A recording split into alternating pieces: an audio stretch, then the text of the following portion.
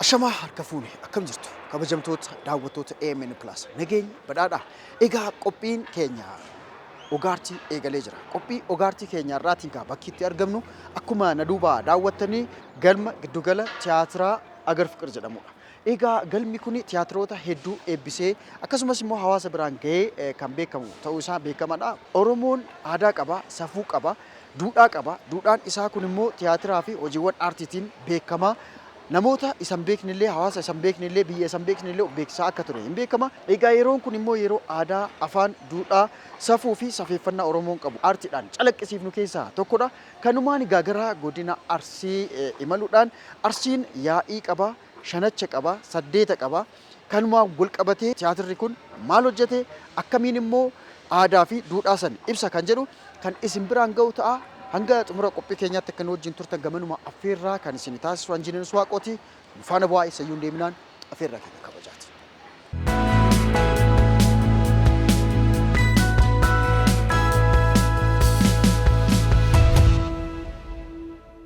Yoo Abdaar Loolin jedhama. Ayyee. Hojii kan kee hoo? Hojii keetii hoo? Barreessituu fi ogeettii tiyaatiraa. Ayyee kana dura tiyaatiroota barreessite akkasumas immoo ogummaa kana itti agarsiifte hojii akkamiitu jira? Kana dura hin barreessine qopheessummaa fi production managingiidhaan hojjedheera. Ayyee. Gama barreeffamaatiin inni kun isa jalqabaati. Akkana? Production managerii fi akkasumas immoo gaggeessuma qopheessummaadhaan maal tiyaatira duuba dhiingaddaa jedhu. Daawwatamee inni eessatti immoo daawwata? Giddugala aadaa Oromoottis magaalaa Sabbataattis agarsiifameera tiyaatirichi. Maaltu si kakaase kanaaf? Quuqama aadaa saniitu akkas si godhe moo? Dhugaa dubbachuuf keessatti dhaladheen guddanne garuu yeroo yuunivarsiitii jirru traditional tiyaatiriidhaa fi yaadota tokko kakaasaa turreerra warreen sana keessa aadaa Arsii irratti xiyyeeffannee wantoota tokko hojjechuuf yaalii goonee turre.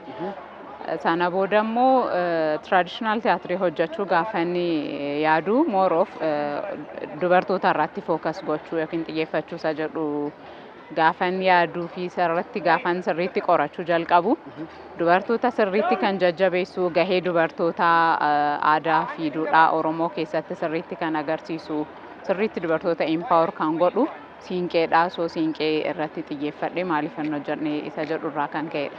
Qabiyyeen tiyaatirichaa qophiin achi keessa jiru maal fa'a?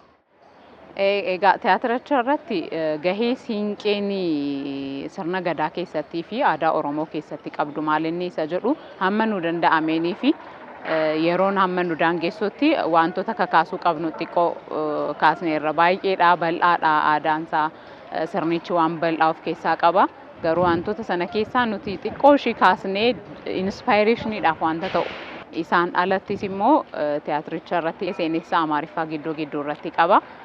Innis immoo kan dhufee fi aadaa keenya isa nuti beeknu of biratti hambisuu irratti qofa osoo hin taane dabarsine hawaasa isa kaaniif saba isa kaanii fi Oromoon maal fakkaata isa jedhu tokko kennuuf akka danda'amutti isa irratti xiyyeeffatee kan ka'edha. Guddinni tiyaatira Oromoo kun maalirra ture? Amma hoo maalirra jira? Maal ta'uu qaba? Gaheen mootummaa, gaheen professionaalota tiyaatiraa, amaateroota illee gaheen hawaasaa kan daawwattootaa maal ta'uu qaba jettee yaadda kanarratti yaadatu naa kaasti? Itti deemameera jedhamu hojjetameera jechuu sadarkaa danda'amurra miti kan jiru garuu immoo amma jalqabbiiwwan jiran abdii waan qaban wayiiti. Reenesaansiin tiyaatira afaan Oromoo yeroo itti uumamus ni ta'a jedheen amana. Gama oodiyensiitiin isa jiru irratti nutu hin hojjanneefi jedheen amanaani maaliif yeroo baay'ee fiilmiin ni eebbifama tiyaatirri baay'ee jiraachuu baatus gaafa eebbaa sirriitti uummanni garagaleeti kan eebbisiisu fiilmicha sana booda garuu nuti dhaabbiidhaan torbaniin muuxannoo agarsiisu hin qabnu waan ta'eef achumaan hafaa jechuudha oodiyensiin. So amma aarsaawwan hojiiwwan itti kaffallu jiraachuu danda'an jalqabaa 8 ta'uu danda'a fakkeenyaaf oodiyensii torbaniin nu dhufu dhabuu dandeenya ta'a. garuu ammuma tiyaatirri 8 kanas jira jedhamaa deemu immoo namni okay tiyaatirri keenya torbaniin agarsiifamuu jalqabee marree isa jedhu irratti ekspiriyaansii haaraa deevelop godhachaa dhufe wantoonni bareedoon amma hojjetaman oodiyensiin ni dhufa hawaasni nu cinaa dhaabbata jedhee naman. Dhumarratti wanni jettu wanni kanatu naafee jettu. Egaa tiyaatirri 8 yeroo dhiyootti ni eebbifama hundumti keessanuu bakka jirtanii argamaatii eebbisiisaa yaadota qabdan yaadota aadaa keenya ittiin dagaagsinu hunduma ni fudhanna koottaatii tiyaatira 8 waliin haa ilaalluun jedha. Hayyee barreessituu tiyaatira 8 egaa asitti argamte dhimma tiyaatiraa fi aartii Oromoo kanaaf guddina isaa hawaasa kana quuqama qabdu agarsiisuu keetii baay'ee galatoomii maqaa miidiyaa keenyaatti. Galatoomaa ulfaadha.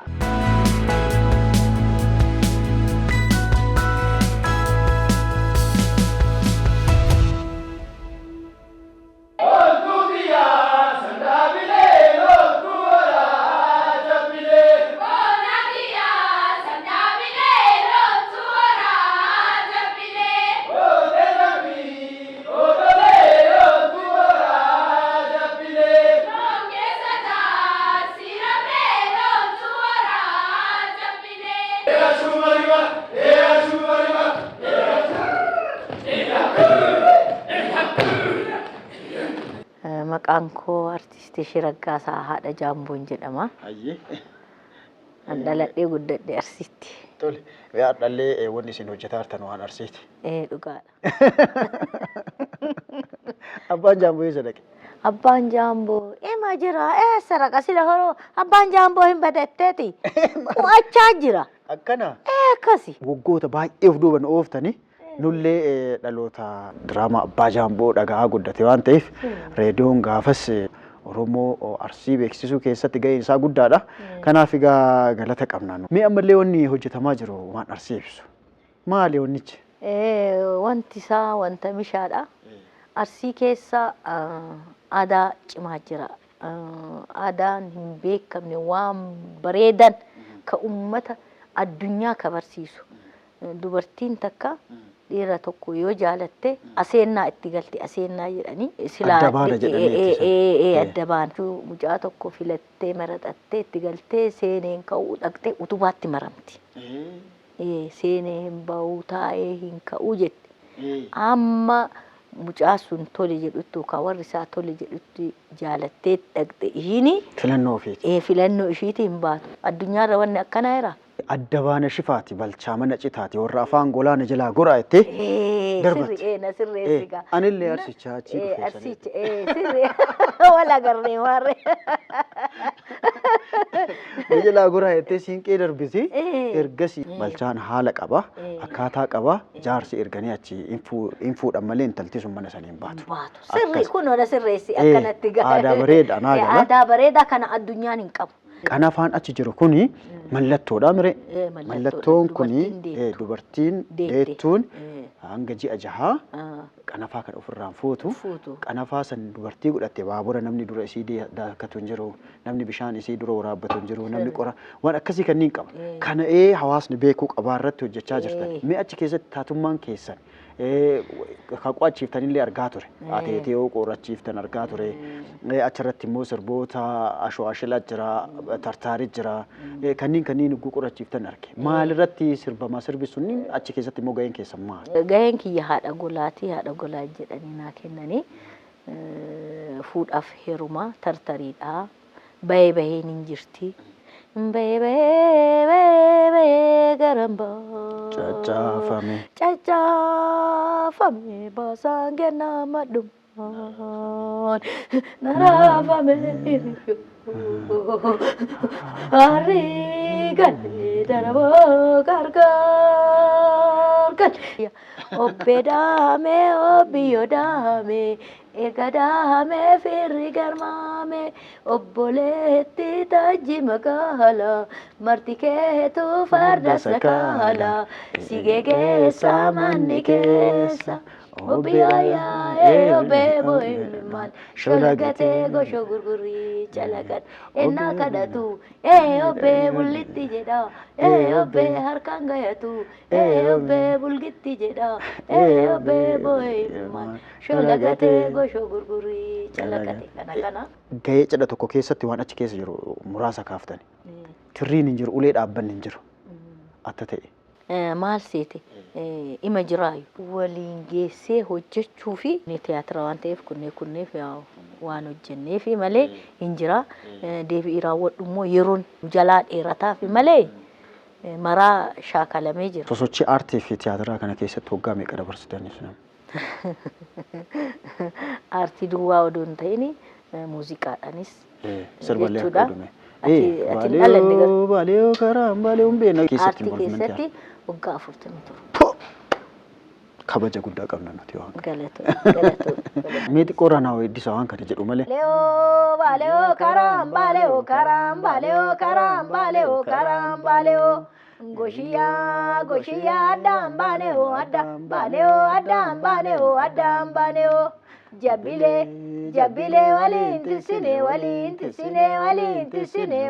tisine nutakku waluun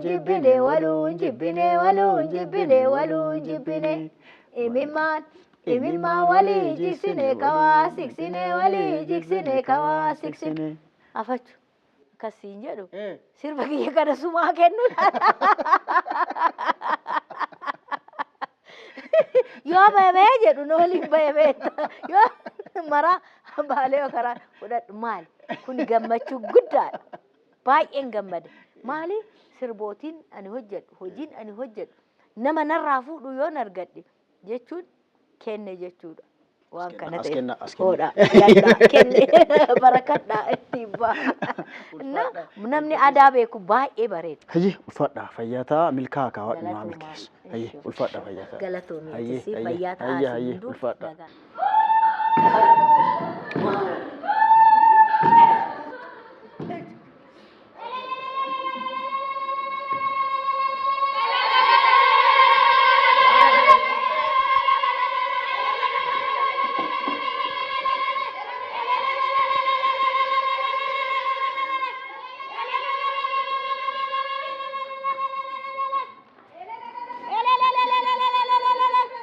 Intalaya dageette duusi geette.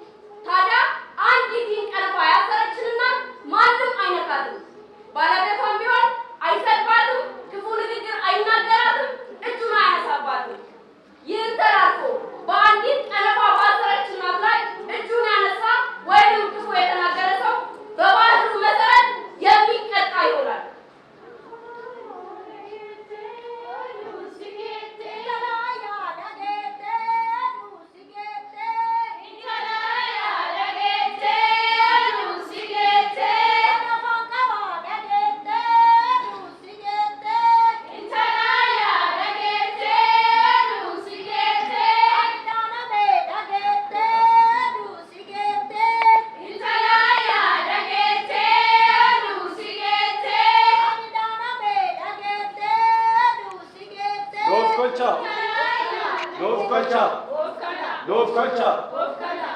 Maal taatan maaltu si mudate? Hinnaa namne. Hinnaa namne. Abbaa mana abbaa irraa keenyaatiin nu dhaane hinnaa namne. Dubartii adda qalafaa dhaanamte.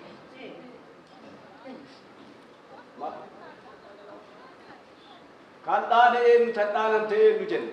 Kan dhaane abbaa irraati kan dhaanamte haadha irraati.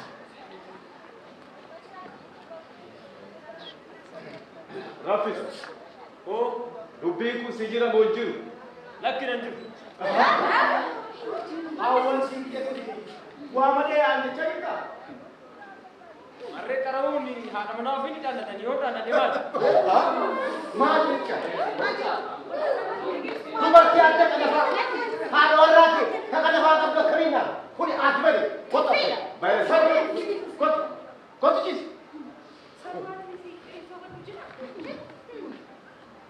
Maarree dubbiin akkuma arginu intala adda qalafaa dubartii deettu haadha manaadhaane kun seeraatti badiidha.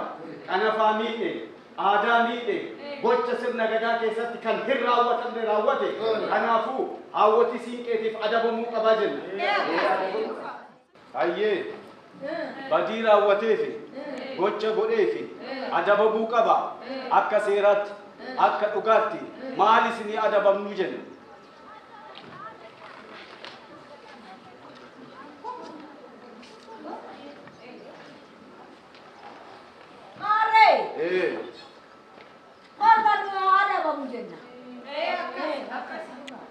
Hayyee.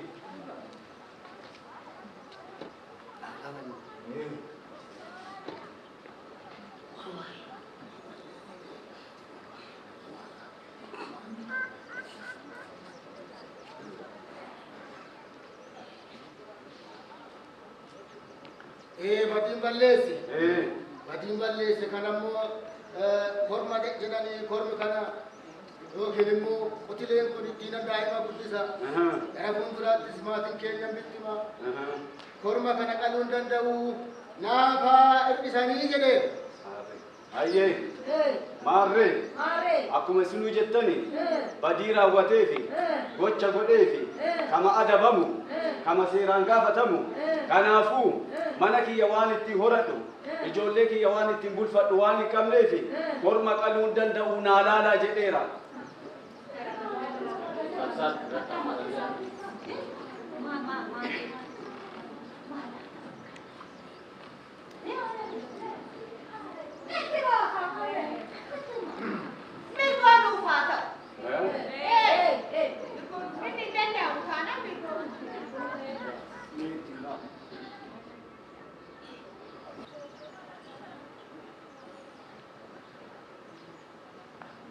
Ila, kota ka. Dubbe. Mirgo kunillee qotiyyoodhumatti camadadheen qota. Yoon sabiraan moo dhabe akkanuma daa'imni koo agabuu bulti. Anillee naniyyoo fayyummaatti deemna. Mee ammallee naaf haa ilaalanii waan daa'ima keenyatti guddifnu kana oon biraa qalee iyyummaan nu qabatteedha. Maarree badii raawwateefi korma qofaa miti jibicha qofaa miti osoo gaalallee isinii qalleessiniif mala. Kanaafuu ammallee jibicha qaluufi manatu na miidhamaa ijoolleen na beelaa silaa akka badii isaatiif kan kanaa olu isinii godhani. Kanaaf amma korbeessa isinii qalleessa.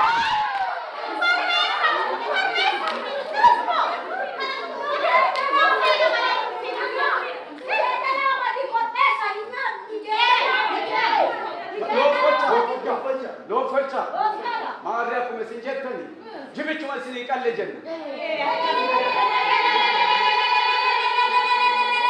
Hayyee kanaafuu mucaallee itti nuu biifaati siinqee keessanitti galfadhaa jenna.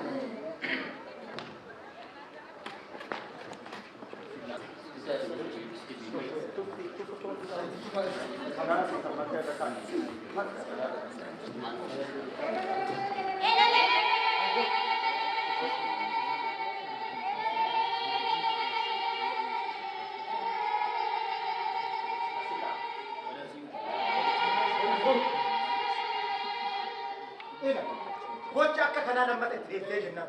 Dubartii kee haadha warraa ta'e kana lafaa qabu lammata itti buutee jennaan. Ulee gosaattu sina. Yoo kana dabalu gosa keessaa gosa keessaa kanaafuu godhaa.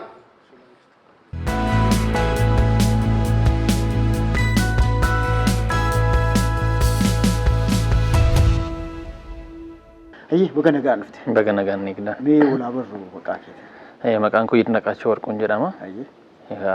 Qajeelchaa tiyaatira 8 kanaati. Hagayyee mee mata duree isaa irraa haa kaanu. Mee 8 jechuun maal jechuudha? Gara Shawaa kana keessatti 8ni kaadhimummaadhaan wal qabata 8 deemanii jaarsummaadhaan wal qabata akkas yoo garuu kuni garuu aadaa Arsii keessatti dubartoonni walitti dhufanii tiyaatira golaa kan dursitu. Haadholiin siinqee walitti dhufanii tuuta isaan qabantu 8 jedhama. Nuti immoo tiyaatira kana keessatti immoo guutummaa isaa kan ilaallu maadha. Humna haadholiin siinqee qaban humna siinqeen qabdu waan ta'eef isa ibsuudhaaf maqaa 8 kana filannee jechuudha. Shana jecha yookiin 8 jedhama. 8 sana filannee. Dubartiin waaqaa gaditti kabaja qabdi. Kana agarsiisuudhaaf tiyaatirri kun gahee guddaa akka taphatudha kan argaa jirru.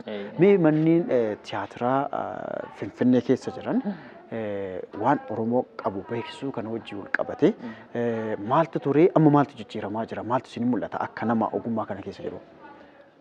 Egaa tiyaatirri biyya kana keessatti almost erga jalqabee waggoota 100 oledha kan inni lakkoofsise akka seenaan tiyaatiraa dubbatutti 9 duwwaa naannoo sana kaaseedha tiyaatirri mooderna tiyaatira jedhamu kan jalqabame. Magar Fiqiriin kun immoo mana tiyaatiraa isa jalqabaadha akka biyyattiitti. Waggaa 90ffaa kabajachaa jira. Egaa waggaa 90 amma kabaju kanatti tiyaatiroonni afaan Oromoo lakkoofsi isaanii quba harkaan caalle keessatti agarsiifamuudhaaf carraa argatanii turan amma dura sababoota kallattii garaagaraatiin. Tiyaatiroonni obbo Dhaabaa Wayyeessaa kan namoota dandees keessatti kan akka jennaan jedhamu tiyaatira asitti agarsiifamaa turan jiru. Tiyaatiroota muraasadha. Walumaa galatti tiyaatiroota manneen tiyaatira manneen Finfinnee keessatti manneen tiyaatiraa 5tu jira kan mootummaa jalatti kan bulan isaan keessatti osoo lakkoofne garuu baay'een isaanii 10-20 kanan darbu baay'een isaanii kan walumaa gala kana dura hojjetamaa turani. Walumaa galatti tiyaatirri afaan Oromoo 10-20 sana hin caalu. Innumtu immoo akkuma siin jedhee baay'inaan kan tiyaatiroota obbo Dhaabaa Wayyeessaatti 1990moota keessa baay'inaan kan agarsiifamaa turani. Sanaas garuu darbee yeroo tokko yeroo lama argina akkuma saampiliitti jiraadhumaa fi hin badnee dhumaaf jidduutti agarra malee karooritti baafamee manumti tiyaatiraa ofiisaatiin piroobiis godhee kan hojjisiise hin qabu. Tiyaatirri kun kan addeessa taasisu manni tiyaatiraa Agar Fiqir kun tiyaatira 8 kana ofiif piroobiis godha. Kun immoo akkasiinattis kan jalqabaati. Kun immoo kan agarsiisus maadha manneen tiyaatiraa ammam akka isaan tiyaatiroota afaan Oromootiif iddoo kennaa jiranidha kan inni agarsiisu. Dipaartimentiin afaan Oromootis dhaabbatee irratti hojjetamaadha kan inni jiru. Egaa kana dura namoota dhuunfaadhaan yaalaa ture malee akka dhaabbataatti wanti hojjetamaa ture hin jiru. Namoota dhuunfaadhaan yaalaa ture. Amma kan jiru akka dhaabbataatti immoo mootummaan gaafa xiyyeeffannoo kennuuf tattaaffii namoota dhuunfaas gaafa walitti dabalame wanti gaariin tokko hin dhufa jedhee yaada. Kan ture irraa amma fooyya'aadha jedhee yaada. Tiyaatirotaanis personaalii tiyaatira nama tokkoon hojjetamu bara darbii keessa hojjisiiseen ture mana tiyaatiraa biiraawitti kan agarsiifame. Amma yoo xiqqaate namni dhuunfaadhaan yoo hojjete carraa waltajjii argachuu carraa manneen tiyaatiraa kana fayyadamuun isaa baay'ee bal'aadha akka kan duraa biirookiraasiin ittiin baay'atu sunis waan gaariidha abdii guddaatu jira jedhee yaada. Bakki itti agarsiifamu silaa'uu galma tiyaatira Agar Fiqirii kana namoonni dhufanii akka daawwatan namoota irraa maaltu eegama nama aadaa jaalatu nama saba jaalatu kanneen irraa akka aadaan isaa guddatee mul'atu maal gochuu qaban namni jettee namoota irraa maal eegdu? Namni hinaaffaa aadaa isaa qabu dhufee ilaaluun dirqama isaatii jedheetiin amana. Namni simmoo dhufa jedheetiin yaada. Nu biratti xiqqoo ishee rakkinni kan jiru kaalchariin tiyaatiraa baramaa waan hin turreef inni xiqqoo rakkina inuma jedhee yaada. Kan ammoo gama miidiyaatiin isinis dhiibbaan hin uumtu jedhee yaada. Manneen barnootaa dhaabbattoonni mootummaas akka irratti hirmaatan gochuudhaan wanti kun akka inni jalqabumarraa kaasee xiyyeeffannoo guddaa argatee namoonni dhufanii ilaalan gochuudhaan waan sana barsiisne waan gaarii tokko hin agarsiisne jedhee yaada. Yoo xiqqaate tiyaatirri kun amma dura ji'oota 3dha kan inni waltajjii irra ture ji'oota dadhabbii ji'oota 3dha amma booda ji'a tokkotti dabalamee ji'a 4 kan inni ba'uu dhabdeen waan ta'eef dadhabbii salphaamti kan dadhabanis isaanis firii dadhabbii isaanii arguuf jiru waan ta'eef isaanis baga gammadan jechuun hin barbaada. Kanumaan jechuu barbaada galata. Ayyi ulfaadhaa milkaa'aa jenna. Ayyi galata.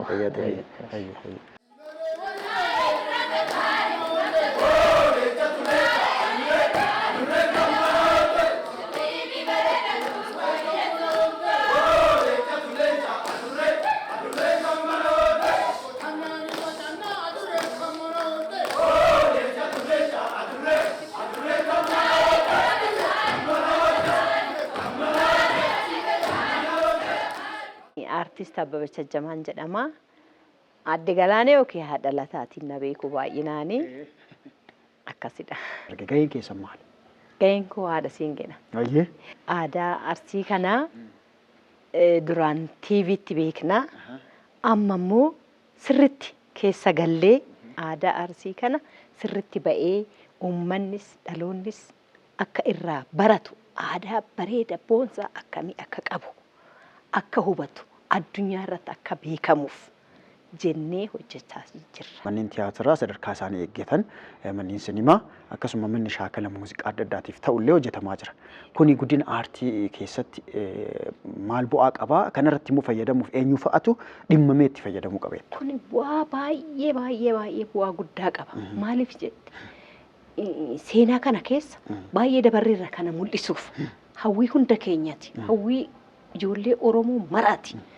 Kanaafuu aadaa keenya seenaa keenya san irra caala miidhagsinee qorannee qoratamee haala mijataa keessatti mana tiyaatiraa kanatti maalinni waan babbareedaa waan uummata sana seenaa sun waan dhugaa ta'e waan sabni kun laalee sabni biraarree irraa baratu waan ta'eef haala gaariitti hojjannee sirritti itti qorannee hojjannee barsiisuudhaaf dhaloota dhufu kanaafis umurii keenya kana itti fixneerraa isaaniif immoo waan bareeda waan gaarii dabarsinee akka qabatanii deeman kana booda isaanitti kenninanittisii jechuudha. Hojiiwwan hojjettee baay'eetu jira. Hojiiwwan kana keessa hawaasni illee kan beeku tokko barsiisa akkana yaadachiisme. Daawitii jireenyaa jira. Daawitii jireenyaa jechuun bara riqichi hin jirre, bara manni barumsaa hin jirre, bara deessuun tokko deessee mana yaalaa dhaqqabuuf rakkoo ta'e sana keessatti waa'ee riqichaa, waa'ee misoomaa hundasaa waa'ee mana barumsaa, manni barumsaa hin jiru. Lukaan fagoo deemtee hojjetta, deemtee baratta. Garuu eegasii kana hunda barsiisnee manni barumsaas, bishaanis, misoomnis, daandiinis, manni yaalaas hundumtuu kinoo dhamaatiidhuma sanaan hojjetameera. Egaa ani tiyaatira maanan calqabee aartii Aadde Bashuu naan jedhu. Aadde Bashuu jechuun haadha achi keessatti kan kufe wajjin hin kuftii, kan boo'e wajjin hin boossii, kan kolfe wajjin hin kofalti. Amma keessaa karaa mana waa dhugan sana mana nyaataa sanatti dhufte namichi abbaa qabeenyaa tokko baay'ee nama tuffatu tokko jira. Achiin achi dhufteetoo jarri hin jiraniyyuu ijoolleen gadi ba'aniiru. Dhufanii teenyaan maal si ajajamu maal si kennu jettiin. Kanatti ilaalee fiyaal jettii ture jaartii caccabdu aara jetti. Saka jina fuuldura mula gooftaa koo dhiisi. Ani barate teenyaani sin keessummeessaa jedhee tanani malee hamaaf miti abbaa koo jettee biraa baati. Kana gumaan immoo haadha biddeenaati gaa amma hammeenya na irraanfatan natti kaasaa jirta. Haadha biddeenaati ani guddisaan jira. Amma feeti yoo hojjatte hojii ishee sun garaa ishee hin gahu. Intala isheetii itittuu obaasti. Ishii sana garuu bishaan illee ittiin kennitu hojjadhu daakii bishaan waraabi jetti. Amma ishiidhaan daakii jettiin otuma daakaa jirtu gidduutti ishii weellisaatu mootoo daakaa jirtu dammashii jedhamti. Dammashiin alaa ol seentii olaaltu daakaa jirti. Ollaan takkamoo jirti ishee wajjin haasa'aa jirti. Achii dhuftee intala falaxaan nana ati ani daakisiin jedhe malee astaa'iiti. Haasaa kee qararisiin jedhe biyyoon abbaa keessa nyaatu jibbaa kee abadu jettee dudda keessa dhoofti. Dirqa goote. Kuni kaan anaayyuu garaa na hammeessa. Ishii miti. Garuu hojii waan ta'eefu maal gootaree hin hojjetta. Gara laafessas nan hojjedha, hammeenyas nan hojjedha, waan hojjedhu naan jette nan hojjedha hojiidha waan ta'eef. Kana qaba. Mee dhumarratti immoo hojii kanaanis wal qabatee ta'uu danda'a guddina aartii Oromoo haala kamiin ilaaltu achuma dhaamsoo qabaattan carraasa. Guddinni aartii Oromoo baay'ee amma waa guddaarra gaheera. Garuu karaa muuziqaatiin baay'ee ol ka'ee guddateera. Rabbi galannaa gahu. Baay'een itti boona. Karaa tiyaatiraatiin garuu hin jiru. Sirma gonkumaa hin jiru. Maaliif rakkina adda addaa jira. Amma garuu rakkinni sun furamee manni tiyaatiraas akkanatti nu banamee hundumtuu hojjadhaa eega jedhamee immoo waan gaarii waan mi'aawu waan aadaa fi safuu keenya kabaju waan gaarii hojjannee uummata keenyaaf dhiyeessuudhaaf balballi banameera. Isa waliin taanee buleeyyinis ijoollee haaraanis kinoo akkuma amma calqabni kana wal keessa makamnee hojjechaa jirra. Kara fuulduraatis dhalootatti dabarsaa nutis keessaa waliin taanee wal jajjabeessaa waan gaarii tokko akka dhiyeessinu abdiin qaba. Uummanni keenya immoo nurraa nafinaa koottaatii nu laalaa nu hubadhaa jedheen ergaa dabarsaa kanuma ergaan kun. Hayyee ulfaadha fayyaa ta'a milkaa'aa jira.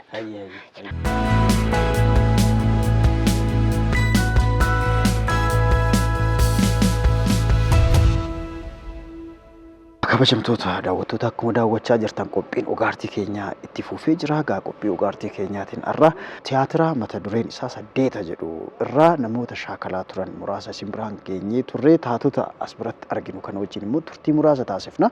Hangafa irraa eegaluu jiran. Hangafa diraamaa baay'ee irratti akkasumas hojii baay'eedhaan uummata bira beekamuudha. Mee namoota isin beekne barsiisi. Ani artist Kadir Filatoo jedhama. Ogeessa tiyaatiraati. Diraamaawwan garaagaraa televezyiiniidhaan dhangaarraa kaasee hanga ammaatti nama hojjetaa jirudha. Mee achi keessaa wanni hawaasni yaadata ittiin na yaadata jettu keessaa afaanuma takkatti waan hojii jedhe. Diraamaa ittiin na yaadatan keessaa Sakaallaa Abdii ta'ee hojjedha. Akaakaa qabeenya abbaa kootii maqaa obboleessa abbaa kootiin dhabee jiraachuu danda'a.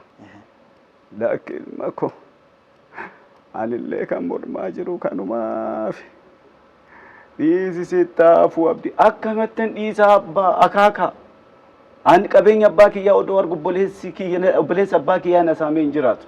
Dhiisi ilma koo dhiisi sittaafuu hin dhiisu. Tanumaan. Yerra jara namni. Waan gaariidha.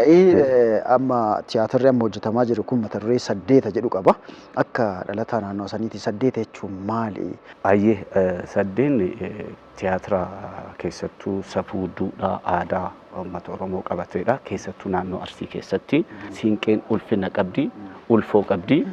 Ulfina kana hawaasni hin beekne kun dhaloonni amma lafaa dhufaa jiru kun akka baraniif lammaffaa immoo dubartiin hangoo guddaa akka qabdu dhiiraa ol akka taate ulfoodha dubartiin hangafa biyyaati biyya isiin amma yeroo baay'ee nuti dhiiraa nutu isaaniin qixa dubartiin nu caalu kana mul'isuu fi sadaffamoo gaheen siinqeen qabdu siinqeen lola bobbaafti lola dhaabdi achi keessatti gaheen kan afaan qabu gaheen dubartiin qabdu sirna gadaa keessatti tumamee jira dabaree wantoota hamma bosonaatti dubartiin gaheen sirna gadaa keessatti qabdu maal fakkaata dubartiin takka hootu qabde maaltu uumama kan biraan dubartiin uumama wajjin dhiyoo jirti fakkeenyaaf yeroo rakkoo yeroo beelaa yeroo wengee uumamu dubartiin gaaf baateeti rabbii kenna mootii qabannee jittee baatee kadhattu rabbillee harka duwwaa isaan hin galchu. Dafee roobsee qabbana buusee fi lafa jiisee nama jiisee horii jiisee itti agarsiisa. Hangam ulfinna akka qabdu kan itti mul'isuu dandeenye amma yeroo baay'ee maal argaa jirra waanuma hammayyaa kanatti deemaa jira hawaasni. Mee aadaa ofii maalirra turre amma maalirra jira. Dhaloonni lafaa dhufu jiru kun akka baratanii kan jedhudha fi kana hojjetaa jirra. Waan guddaadha. Hayyee ati hoo eenyu? Dureetti Abdulqaadirin jedhama. Taatoodha. Taatoodha. Maali mee gaheen kan keessatti taphattu? Gaheen kan koo koorasiidha. Koorasii ta'eetanii taatota duuba ta'ee. Warra muuziqaa malee koorasii kana namni si beeku hin jiru. Afaan dhugaadha. Mee afaan Oromootiin koorasii jechuun garee weelliftootaa yookiin ammoo dhimma san irratti warra weeddisu keessa jiru. Gargaaraa jechuudha. Mee maal jettaa keessa? Fakkeenyaaf mee maal fa'a jettan? Siinqee tennalootii qabannee rabbii kenna mootii kadhannee. Siinqee looti jechuun hiika qabaame dheertuu hojjaametti qajeeltu waan kana of keessaa qaba. Lootiin tun bakka biraatti waan gurra godhatan qofaan beeka. Wanni sun isinii galeera waan kana qorattaniirtanii isin gaafa hojjettan kanarratti mee maal fa'aa dhageette keessattuu siinqeen tun ergama akkamii qabdi qanafaa waa'ee qanafaallee waan kaasaa turtan dhageenya. Kanarratti aadama Oromoon qabu kan akkamitti hubatte? Siinqeen kabaja dubartiiti. Dubartii kan kabachiistu siinqeen dubartiif kan kennamtu dubartiin gaafa heerumtee manaa baatu abbaan muree fi haati eebbistee kan kennituuf siinqeen jechuudha. Siinqeen immoo uummata keessatti uummata Arsii keessatti kabaja guddaa kan qabdu. Lola hin baafti, lola galchiti. Siinqeen immoo rooballee nuu roobsiti. Rooba immoo akka malee ta'ee roobullee hin caamsiti jechuudha. Siinqeen ulfina guddaa kabaja guddaa qabdi. Gara keetti ce'a. Mee maqaa keetii olaa barra? Maqaan koo Gammachiisaa Garramuun jedhama. Gaheen koo tiyaatira kana keessatti korasiidha. Mee ati kana dura ogummaa akkasii kanarratti hirmaachuu carraa argattee beektaa? Si'iif immoo carraan akkasii maali? Dhugaa dubbachuuf ani tiyaatira guddaa akkasii irratti hirmaachuun koo isa jalqabaati. Deebi'ee ogummaa kana durallee ogummaa tiyaatira aartiitiin Jimmaa Yuunivarsiitii irraatii digirii koo barakuma. Barataa koo turte abboo? Baruma darbeen xumuree bara 2017 kanaan durallee tiyaatira gurguddaa irratti hirmaachuuf carraan arganne amma kunoo carraa argadheeti tiyaatira 8 irratti hirmaachaatiin jira jechuudha. Egaa ijoollee amaaterootaallee asin jiru.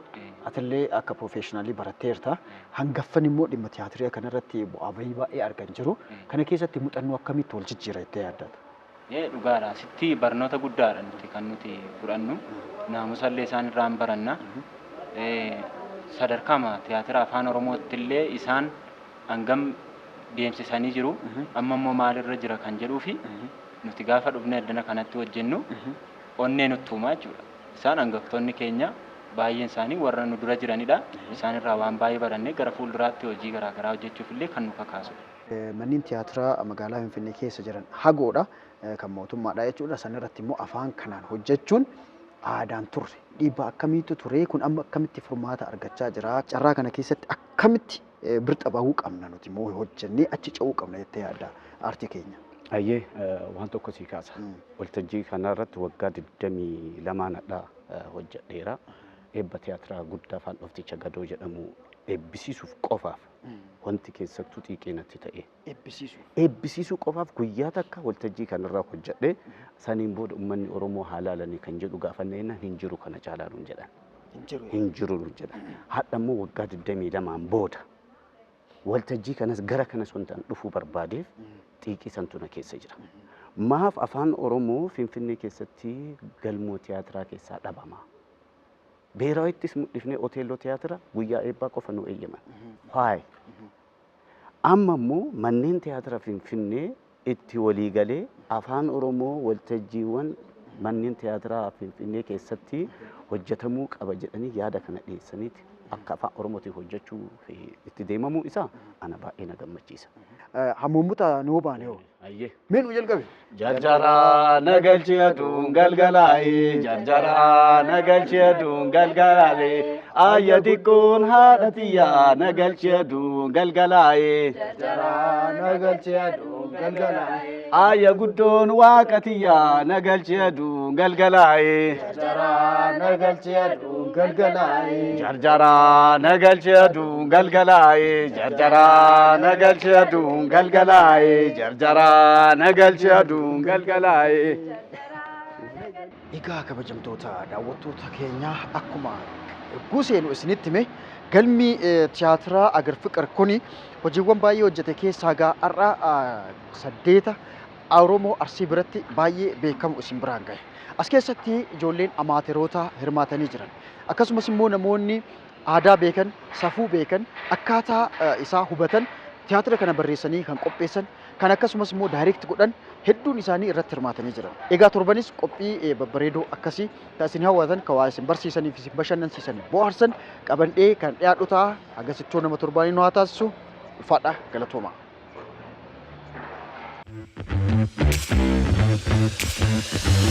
Thank you.